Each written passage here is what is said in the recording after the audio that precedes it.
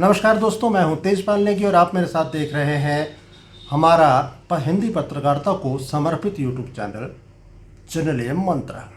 एक अरसे बाद आपसे मुलाकात हो रही है और इस उम्मीद के साथ में कि आप कुशल होंगे और स्वस्थ होंगे, हम करते हैं आज की बात शुरू।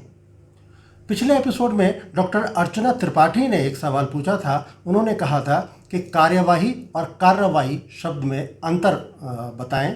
तो डॉक्टर अर्चना त्रिपाठी के आग्रह पर हम कार्यवाही और कार्रवाई के बीच का अंतर आप लोगों के लिए लेकर आए हैं। मित्रों, कार्यवाही और कार्रवाई ये दोनों एक जैसे शब्द लगते तो हैं, लेकिन इनके अर्थ बिल्कुल अलग हैं।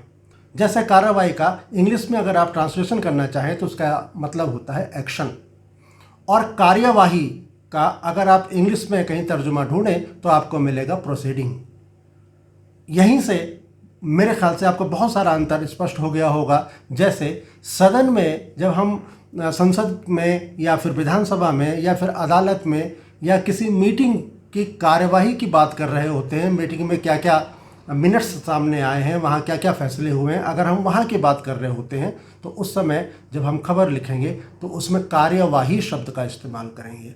लेकिन अगर सरकार की ओर से या प्रशासन की ओर से जब कहीं कोई एक्शन लिया जाता है तो उस समय पर कार्रवाई शब्द का इस्तेमाल होता है। जैसे उदाहरण के तौर पे अगर आप एक्शन यानी कार्रवाई की बात करने जा रहे हैं तो अधिकांश खबरों में, हिंदी खबरों में आपको उपयोग जो कार्रवाई शब्द का करना पड़ता है या तो प्रशासन की या फिर पुलिस की। तो पुलिस की एक उदाहरण के तौर पे मैं आपको एक खबर का हेडिंग बता देता हूँ। पुलिस ने अवैध शराब तस्करों के खिलाफ शुरू की कार्रवाई, 2 गिरफ्तार या 4 गिरफ्तार। ठीक ऐसे ही कार्यवाही शब्द को अगर आप हिंदी में किसी वाक्य में लेके उदाहरण देना चाहें तो आपको कोई एक इससे बेहतर शायद कोई और वाक्य ना मिले कि संसद की कार्यवाही के दौरान हंगामा।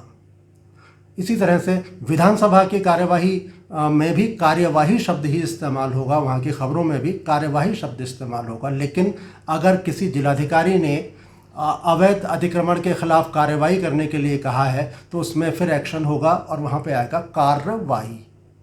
मुझे लगता है कि दोनों शब्दों के बीच के अंतर को आप समझ गए होंगे। अगर फिर भी कहीं कोई भ्रम अगर आपके दिमाग में है तो आप हमें अवश्य लिख भेजें, मैं उसको दोबारा से आपको स्पष्ट करने का प्रयास करूँगा। इसके अलावा कुछ और ऐसे ही शब्द हैं जिनके अंतर तलाश करने में आपको दिक्कत आती है या लिखते समय अचानक आपको समझ में नहीं आ पाता कि कौन से शब्द का इस्तेमाल करें, तो उन शब्दों को कमेंट के माध्यम से आप हमें भेजें। इसके साथ में एक आग्रह और करना है, क्योंकि अपना ये जो चैनल है सिर्फ हिंदी पत्रकारिता को समर्पित है, इसलिए मैं आपसे आग्रह करूँगा कि अपने पत्रकारिता से जुड़े हुए या पत्रकारिता के नए छात्रों से जुड़े हुए समूहों में इस वीडियो को लिंक को शेयर करें ताकि वो लोग हमारे चैनल को सब्सक्राइब करें और उनको नई और अच्छी उपयोगी जानकारियाँ लगातार मिलती रहें।